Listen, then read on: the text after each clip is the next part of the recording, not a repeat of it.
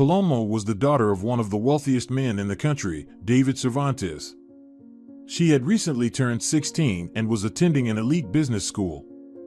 Paloma had everything: fashionable designer clothes, stylish branded shoes, expensive accessories. She got whatever she wanted, attended the best events in the city, flew abroad on weekends. The girl had many friends who admired her, and if anyone dared to say a word against her, they were immediately removed from her circle. The fate of these kids was pitiful. They had to sit in the far corner of the school cafeteria and socialize with those whom Paloma considered outcasts. Paloma's best friend was Selena, with whom she was almost inseparable. The girls sat at the same desk, laughed together at classmates and even teachers. Their fathers were also friends and loyal business partners. Once Selena went on vacation to the islands with her parents for a week, and when she returned, she failed a math test. The teacher allowed her to retake it after classes, and Paloma decided to wait for her friend in the school hallway to go shopping together later. To pass the time, she climbed onto the windowsill with her legs, took out a bag of chips from her backpack, and began to loudly crunch on them. The girl was listening to music on big pink headphones, so she didn't hear when a young, handsome guy in a janitor's uniform appeared in the hallway. He held a mop and a bucket of water and was about to clean the floor. Seeing the girl with chips, the guy frowned. He had just cleaned the windows of dust.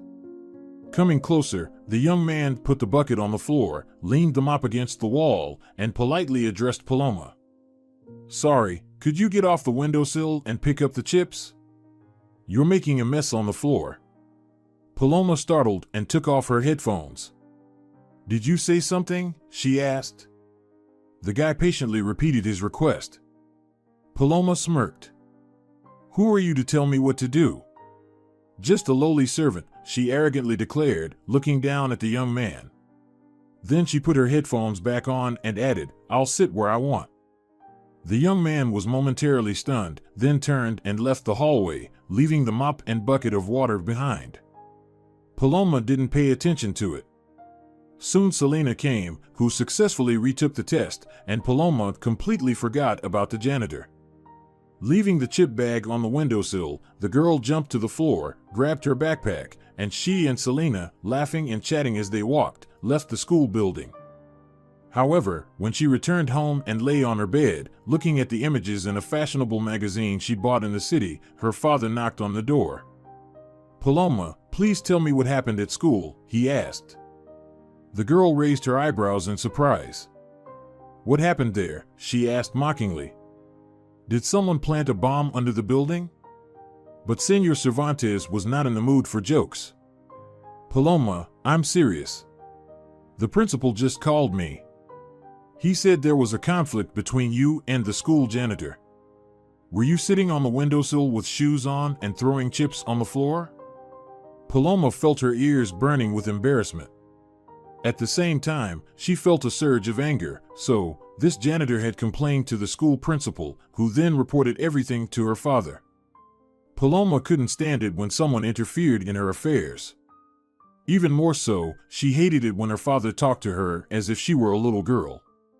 If she admitted that the janitor had told the truth, her father would take his side. He had always been for justice. Paloma didn't want to disappoint her father, so she decided to lie. "Dad, that's not true. This janitor wanted to get to know me. He's about my age. He asked for my number, but I didn't give it to him. I told him I didn't have time for dates because I only think about my studies. That's probably why he got mad and said all sorts of nasty things about me to the principal." Frowning, Paloma's father listened carefully to his daughter. "How dare he?" David muttered when the girl finished her story. Paloma made a pleading expression. "I didn't want to talk about it, but they forced me." Her father clenched his fists. "You did everything right, honey. Such things shouldn't be kept silent about. I'll call the principal right away and tell him how it really was. Hopefully, he'll be wise enough to dismiss this scoundrel." Paloma looked guiltily at her father. "Dad, are you sure?" she asked, adding a touch of pity to her voice. "Of course. Such behavior needs to be stopped in its tracks. You did well not to give him your phone number. Another girl might have been more naive. Young people like him have no place in your elite school. Paloma lowered her gaze, hiding behind her long eyelashes. You're right, Daddy. With that, their conversation ended. Mr. Cervantes went to call the school principal. Paloma smiled and silently praised herself. I'm a great actress, she thought. I hope I never see that annoying janitor again. And so it happened. The school principal believed every word of Paloma's father and immediately fired the young man. The girl soon forgot about this fleeting incident, and her life went on. Paloma continued to do what she liked, walking with Selena, going to the movies and concerts, and going on vacations. Moreover, she soon had to decide on her future profession. Her father, who owned a large network of construction companies, wanted Paloma to help him in business. The girl didn't mind, but she didn't want to do management. She was attracted to something more creative, for example, the professions of an architect and a landscape designer.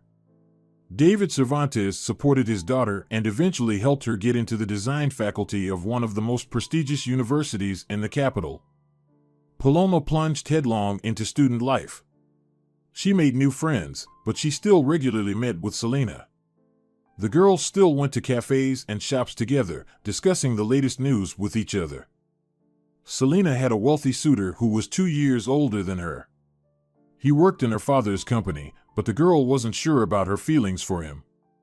You're still too young to have serious relationships, Paloma agreed with her. Now is the time to have fun, live carelessly, and not think about the future. You can just enjoy his attentions and gifts. Selena agreed with her friend on everything. They each drank a cup of hot chocolate with orange syrup in their favorite cafe downtown and went to the movies. Years passed, but Paloma and Selena remained unchanged. They continued to spend their father's money and live as they pleased. When it came time to submit their coursework, Paloma would ask one of her admirers from her entourage for help. The girl herself believed that there was no need for her to study particularly hard, as she essentially already had a job. Her dad would take care of everything and ensure that his beloved daughter had everything she desired. So Paloma made it to her final year, with only final exams and defending her thesis left to do. At this very time, troubles began for her father's company. A competitor emerged on the market, threatening to become the best in their field in every aspect. David Cervantes' company started to incur losses, losing clients. With each passing month, the situation slipped further out of control. The competitor was gaining the upper hand in the market. Paloma's father became nervous. He constantly sat in his office, smoking incessantly and talking on the phone with managers. According to all indications, the company was on the brink of collapse. To avoid bankruptcy, urgent action was needed. Selena's father called and said they urgently needed to hold a shareholders' meeting and sell part of the shares to improve their situation even slightly. David agreed, seeing it as the only way out. The meeting was held the same week. A third of the shares were bought by a young man named Antonio Martinez. The company's affairs improved slightly, but the following month, the indicators reached a critical point again. Selena's father suggested to Cervantes that they meet with Martinez, now their business partner, and talk to him. Perhaps he could suggest effective solutions to their problem. David thought it was a good idea and immediately contacted Antonio, who agreed. "Can we come with our families?" David asked. "The thing is, our daughters plan to join the company after they finish university. We'd like them to be informed as well." Antonio Martinez didn't object. However, Paloma took the upcoming trip with a grain of salt. "Dad, you know we were planning glamping this weekend with Selena? It's the coolest event in the world of fashion and beauty, and we can't miss it. All the capital's bloggers will be there." Upon hearing this, her father pursed his lips and crossed his arms over his chest. "Paloma, darling, if we don't figure out how to save the company, you can forget about the word glamping forever. You simply won't have the money for entertainment. Can't you see?" Paloma glanced at her father from beneath her lashes. "How can there be no money?" she asked. "Are you saying we'll go bankrupt?" David simply nodded in response. "But why did you allow this to happen?" the girl erupted. "I thought you knew how to run a business." And Paloma gave her father a disappointed and offended look, which instantly fueled his anger. "How dare you speak to me like that?" he exclaimed in fury. "I let you do whatever you wanted. I never asked what you were spending money on. My money. And now you're even making accusations against me." Paloma looked at her father in astonishment. He had never spoken to her like that before. "There will be no glamping," he declared. "You and Selena are coming with us to meet our business partner. Besides, I'll restrict your access to the credit card. Starting Monday, you're officially joining the workforce." With these words, David Cervantes left his daughter's room, slamming the door loudly. Paloma stared into space for a long time, trying to make sense of everything that had happened. Then she threw herself onto the bed and cried. When she calmed down a bit, she picked up the phone and called her friend. "Selena, you won't believe what my dad just did to me. He's decided to make me work." Paloma complained. "My dad said the same thing to me," Selena replied. The girls sighed for a long time about their unfortunate fate, but they understood that they couldn't change anything. Over the weekend, both were ready to go to the office for negotiations. Paloma wore light blue jeans and a white sleeveless shirt.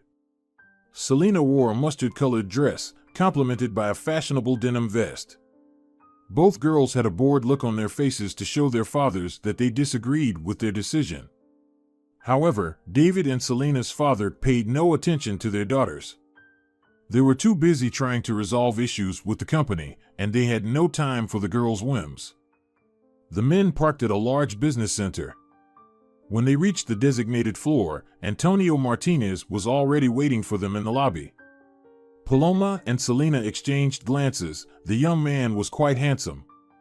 He had shiny chestnut hair down to his shoulders, lively green eyes, and a pleasant dimple on his right cheek. A short-sleeved shirt of a soft lavender shade and light trousers spoke of a refined sense of style, which the girls immediately appreciated. Antonio smiled charmingly. The men and women entered the spacious conference room and settled around a huge long table. "So, Antonio," David Cervantes addressed the young man, "tell us a bit about yourself." "Yes," Selena's father nodded.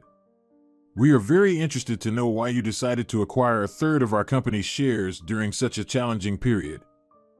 Antonio cleared his throat and began his story. "All right, but I'll start from the beginning. I grew up in a rather poor family and always dreamed of prosperity.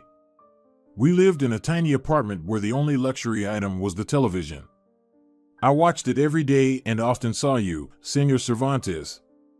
David raised his eyebrows in surprise, and Antonio, smiling, continued his narrative. "I knew you were one of the richest people in the country, and I dreamed of being like you. You inspired me with your example and motivated me to study. I put in every effort to become the top student in class, and then in the whole school. I hardly went anywhere, didn't play football with other boys, didn't chase after girls. I didn't have time. I spent all my time with textbooks. And my diligence paid off. I was very lucky. I managed to get a scholarship and enroll in university. My parents were very proud of me." They all exchanged glances, admiration evident in their eyes. "Frankly, I didn't think you made yourself," Selena's father said. "Both David and I started with existing capital, and we were supported by our wealthy fathers." Antonio nodded and continued his story. "Yes, but I could only rely on myself.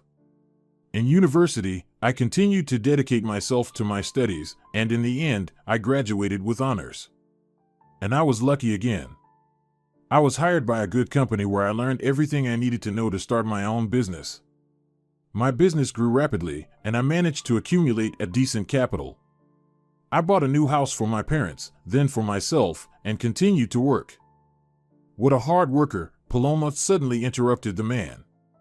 She quickly grew bored of his story, now focusing on examining her own impeccable manicure. Selena was engrossed in her phone. Paloma, her father, scolded her. "What?" the girl replied.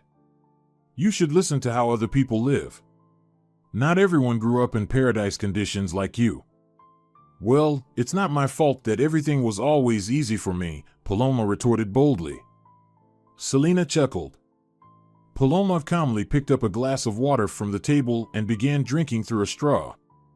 That's exactly it. But now your carefree life has come to an end, David cut in. Paloma pouted but said nothing. Selena resumed staring at her phone screen. Antonio listened to the argument between the father and daughter with a slight smile. Please forgive us, Senor Martinez, apologized Cervantes. This senorita doesn't always behave properly. Please continue. The young man took a sip of water from his glass and said, When I heard that your company was facing tough times, I attended the shareholders' meeting to buy some shares. I was afraid that if someone else did it, the firm wouldn't be saved. I wouldn't want you to go bankrupt. How noble of you, Paloma couldn't resist interjecting. David shot her a warning look, but she just shrugged. So, do you have an idea to save us from bankruptcy? Selena's father asked hopefully, who had been attentively listening to Antonio's story. The young man nodded and began to lay out his thoughts. I believe you need to hire new specialists to improve the level of service and the quality of the houses you build. Additionally, you need to consider the landscaping, it's currently lacking. You're selling houses but not paying much attention to what surrounds them. David and Selena's father exchanged glances. Yes, you're right about that, agreed Senor Cervantes. When we didn't have strong competitors, customers bought our houses like hotcakes. They were fine with the rough finish, and they were even willing to remove construction debris themselves. But now everything has changed. That's the point, Senor Cervantes. I don't mean to criticize, but the fact that you take on all the chores, including repairs and landscaping, shows your respect for the customer. Senor Cervantes bowed his head. Yes, I never thought of it that way. Selena's father nodded in agreement with his friend. Could you handle finding new staff? Senor Cervantes asked, snapping out of his reverie. Antonio nodded eagerly. I suggest hiring a new landscape designer first. We need someone with experience and an excellent portfolio. Also, they should be popular among the affluent. That would be a huge advantage. David Cervantes stroked his beard. Do you have someone in mind? Paloma snorted. I hope it's not me, she muttered. Selena laughed.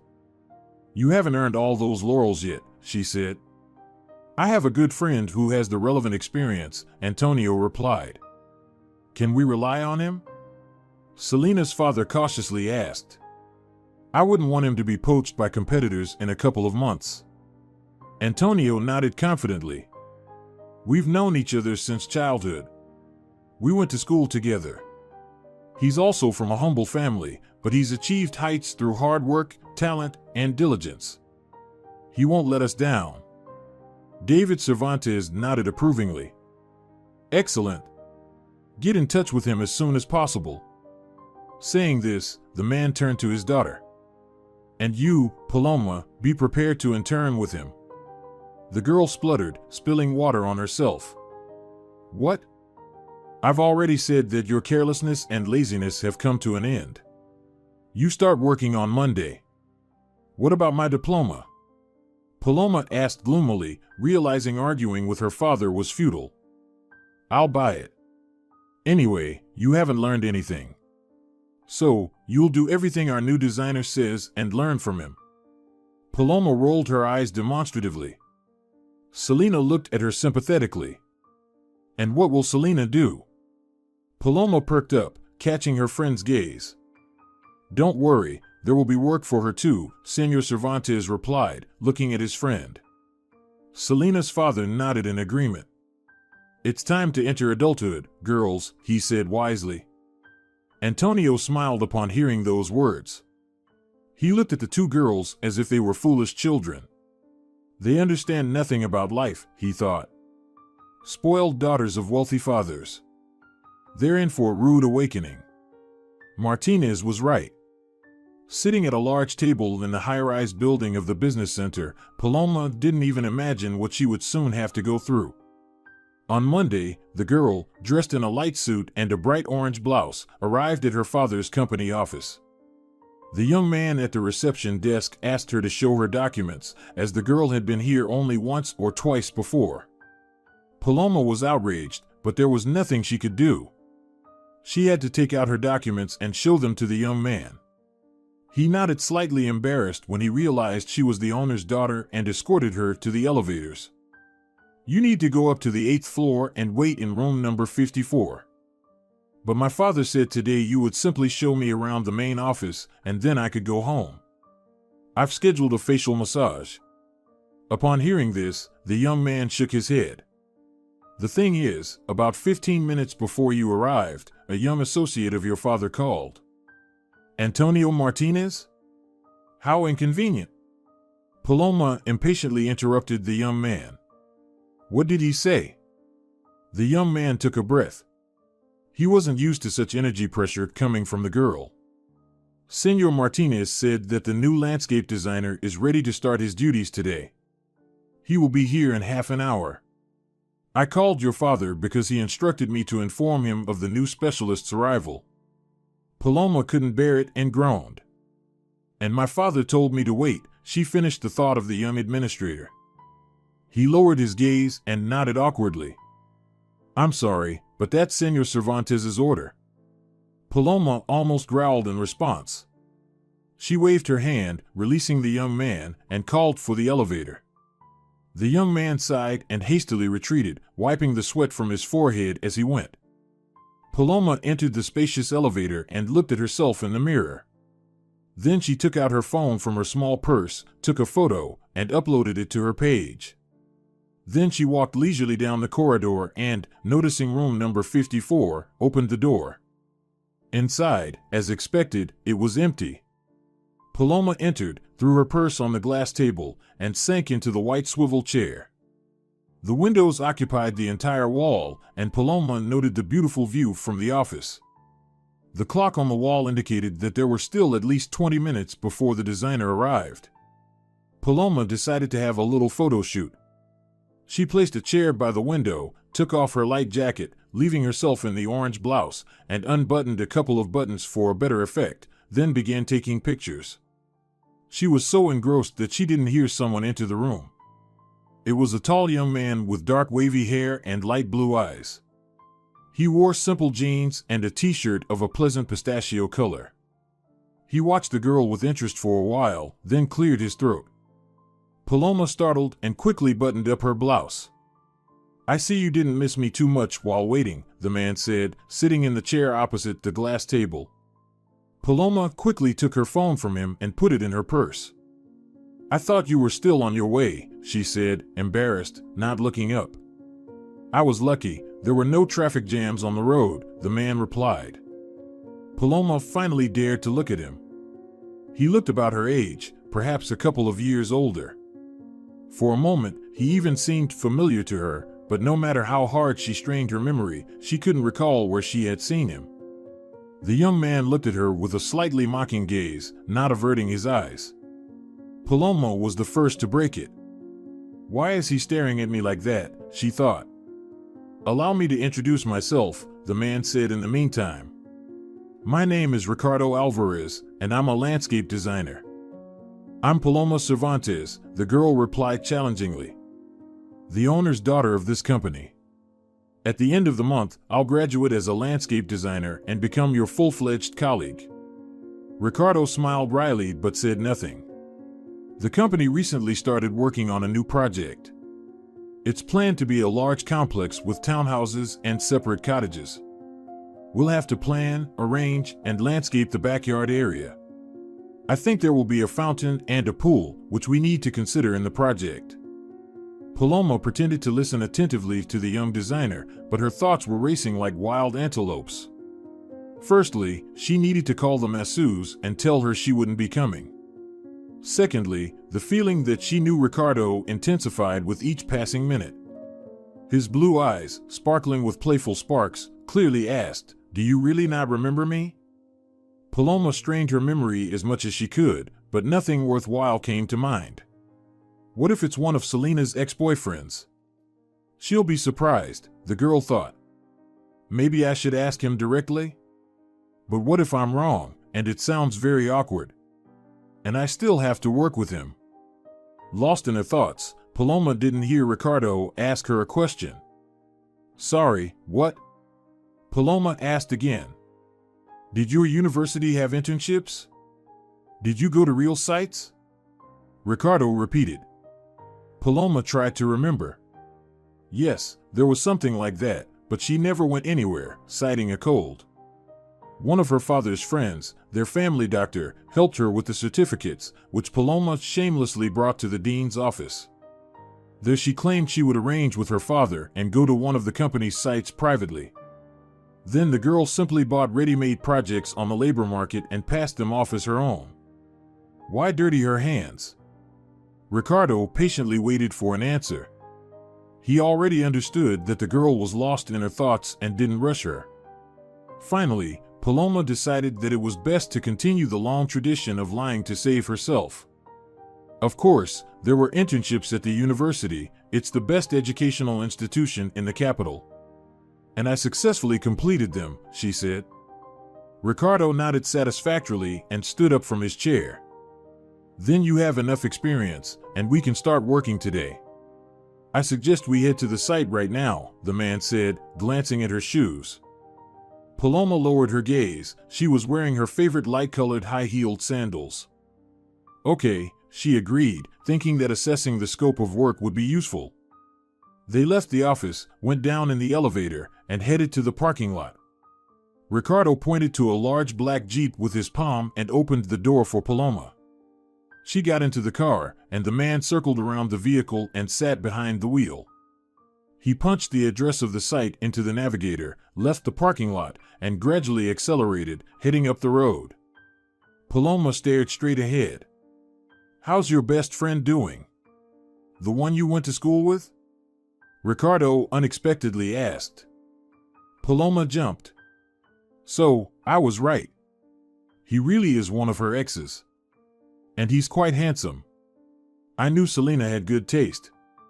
She turned to the man and replied with an understanding smile, she's doing great. She's also about to start working at the company. You will probably meet her at the main office. Paloma expected some kind of reaction, but none came. Instead, the man turned on the music. It seemed very pleasant to Paloma, and she relaxed a bit. He probably doesn't want to show that he still has feelings for Selena, she decided to herself. The road led them out of the city. The site was in the midst of nature. The car drove along the river, and Paloma involuntarily admired the beautiful view outside the car window.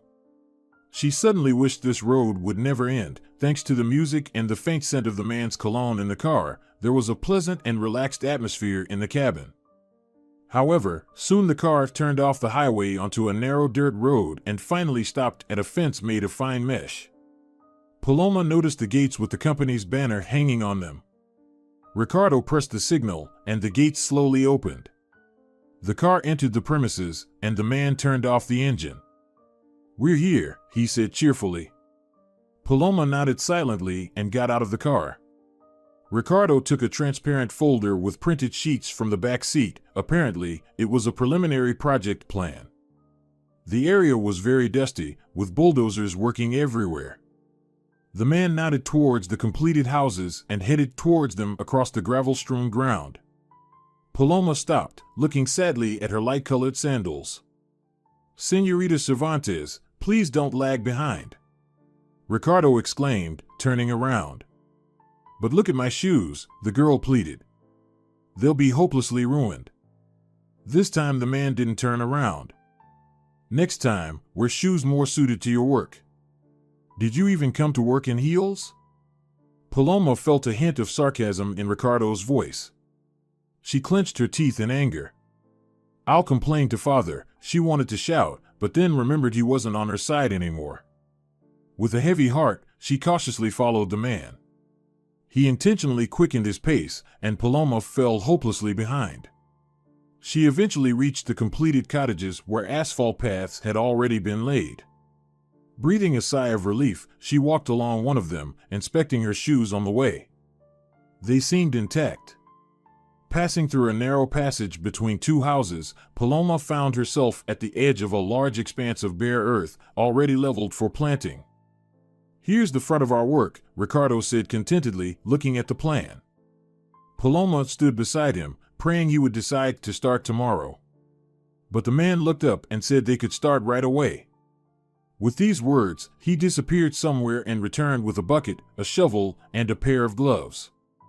"This is for you, señorita," he said, flashing a hint of blue in his eyes at her. "What? A shovel? But don't designers dig anything themselves? Don't they just create projects on the computer?" "That's correct, but it never hurts to work outdoors," Ricardo replied with a smile. "I want you to dig some holes for future trees over there. And closer to the center, make a row of smaller holes. That's where we'll plant flowers." Paloma raised her eyebrows in astonishment. "Did I hear correctly? I have to dig?" Ricardo smiled again, and Paloma felt she had never seen a more venomous smile in her life.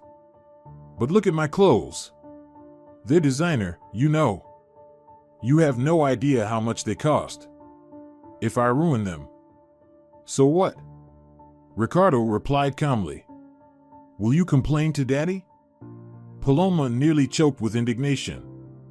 "How dare you? I've never complained to anyone in my life." Well, Ricardo said dismissively, turning away from the girl. His whole demeanor suggested he had no intention of arguing further. Paloma, visibly annoyed, grabbed the bucket and shovel and went where the man had indicated. There she threw the bucket on the ground, struggled to put on the unruly gloves, and began to dig. She did it very clumsily. Her heels sank into the damp earth, which clung to her fingers and feet. Paloma was horrified. "My pedicure! Nothing will save it now," screamed everything inside her. But Paloma stubbornly dug, ignoring Ricardo. Meanwhile, he watched her closely, hands on hips. His face expressed arrogance and contempt. "What have I done to him?" poor Paloma thought to herself. "It's his ex-Selena, not me." The girl watched with longing as her light-colored pants became stained with brown spots. "I'll have to throw them away now, along with the sandals," Paloma thought to herself. She almost cried. After digging 3 holes, she paused to catch her breath. Her back ached, sweat dripped from her forehead. Her hair kept getting in her eyes, but Paloma didn't want to touch them with her dusty gloves. She breathed heavily and struggled for air. Ricardo remained in his usual spot. "I hope he's not coming up with another task for me. What if he suddenly decides to have me dig the pool with my own hands?" The sun was getting hotter, and Paloma was already drenched. Her orange blouse clung to her body. She dreaded how awful she must look now. Finally, the pits were ready.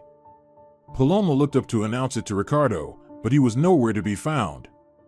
Cursing everything, she went to look for him. The workers looked at her strangely, but Paloma paid no attention to them. Not finding Ricardo, she decided to go to the gate. Perhaps he was waiting for her in the car. Her disappointment was immense when she saw that the man's black car was gone. The sun was scorching. Paloma felt desperate and terribly thirsty. She realized she had left her purse with her phone in Ricardo's car. "Where on earth did he disappear to?" the girl exclaimed in despair. The workers just shrugged. "At least let me make a call," Paloma somewhat impolitely asked, and one of the workers graciously approached her and handed her a basic push-button phone. Suddenly, she realized she didn't know any numbers by heart. Fortunately, the worker had the administrator's numbers saved in his contacts, and Paloma managed to reach them. She explained the situation, and the young man promised to send someone for her. "Wait, Señorita Cervantes," he said before hanging up. And Paloma waited. The sun was merciless. She covered her head with a light jacket. One of the workers offered her his water bottle, but Paloma just grimaced in disgust. The man shrugged and continued working. Finally, a service car with a driver approached the gate, and Paloma hurried towards it. "Señorita, you're too dusty," said the elderly driver, seeing her through the window. Paloma angrily opened the door. "And what do you expect me to do? Take a shower in the field?" With these words, she sat in the back seat. "Home," she announced in a commanding tone. The driver shrugged and obeyed. An hour later, Paloma was home, discovering that her keys were also in her purse. Fortunately, there was a maid in the house who let her in. Her father was at work; he always came back late. Paloma had no choice but to head to the bathroom. She eagerly stepped into the shower, brewing plans of revenge in her mind. "When I tell Dad what happened, he'll fire that jerk on the spot," the girl thought maliciously. After scrubbing herself clean, she wrapped herself in a towel and stepped out of the shower. Her body ached, the skin on her shoulders reddened and blistered. Paloma carefully examined herself in the mirror. The time she spent in the sun without sunscreen turned her shoulders into something resembling hot coals. Paloma cursed loudly; she had very delicate skin and never tanned. "I swear, he'll pay for this," she thought of Ricardo. Suddenly, a terrible drowsiness overcame her. She put on a silk robe, lay down on the bed, and immediately fell into a deep sleep. Paloma dreamt of giant plants. They marched towards her like an army, while somewhere in the background, Ricardo's voice could be heard. "Plant these flowers, and you'll be free," he repeated, each time accompanied by a sinister laugh. Paloma woke up in a cold sweat. It was deep night outside the window. She got up, went to the bathroom, and washed her face over the sink. She felt slightly relieved. Her shoulders still ached and burned. Paloma went to her father's room and knocked on the door. No one answered. She knocked harder. Snoring could be heard from behind the door. Her father was sound asleep. "All right, I'll talk to him tomorrow," Paloma decided. She wanted to call Selena, but remembered that her phone was with Ricardo. "Jerk," she mentally cursed the man and returned to bed. The next morning, Paloma woke up at 10. "Dad's already gone," she thought. "He always left the house at 7 in the morning." Her body ached, and she didn't feel like getting out of bed. She lay in bed until noon, then struggled to the bathroom and, after taking a cool shower, put on her usual jeans and t-shirt. She slipped on some old sneakers. In this attire, Paloma went down to the kitchen, made toast and cocoa, had a snack, grabbed her spare keys, left the house, and caught a taxi to the main office. She needed to meet Ricardo and retrieve her purse.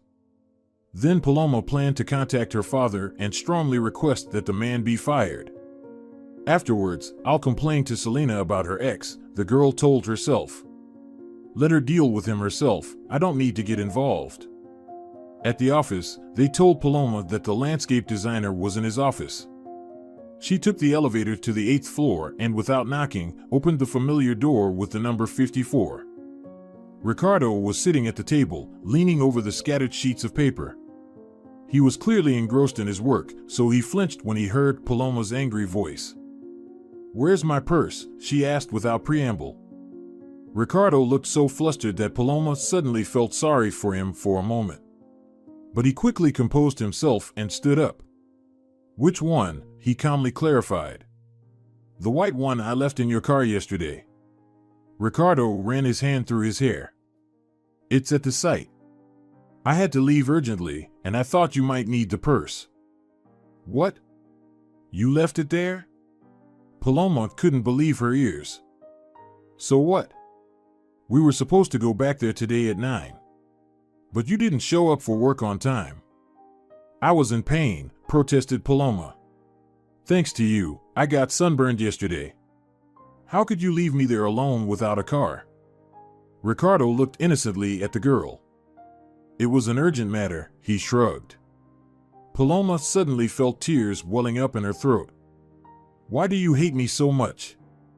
From the very first meeting. What have I done to you? If you've had a bad experience with Selena, and she treated you poorly, that's not my fault at all." Ricardo calmly looked at the girl, fiddling with the papers on the table. Selena has nothing to do with this. Then why did you mention her yesterday? And how do you even know her? Ricardo smirked.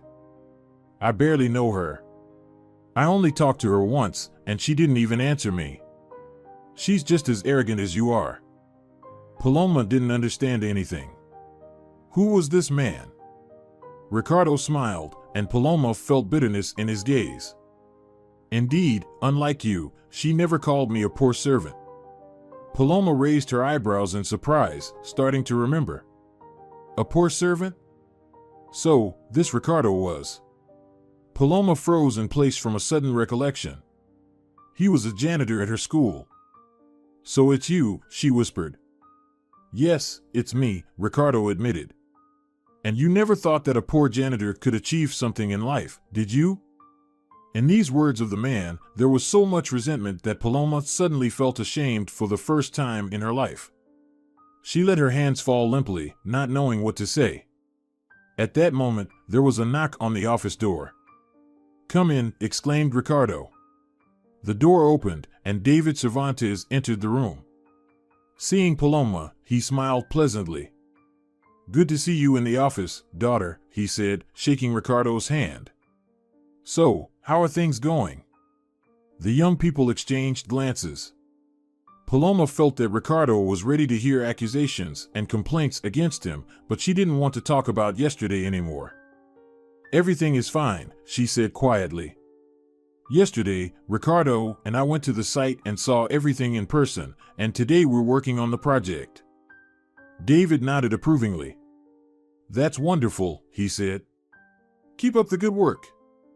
I hope Ricardo can endure your character and won't run away from us in a week. With these words, Senor Cervantes winked kindly at Ricardo and disappeared behind the door. Ricardo and Paloma were alone again, and an awkward pause filled the room. I'll take you to the site so you can get your bag, Ricardo said quietly, and Paloma nodded in response. Like yesterday, they left the office, descended downstairs, and got into the young man's black car. Both remained silent. Ricardo again played his favorite music, and Paloma caught the same feeling of calm and tranquility she had felt on their first trip. She even dozed off for a while. When she opened her eyes, they were in front of the familiar gates. Stay here, Ricardo said to Paloma.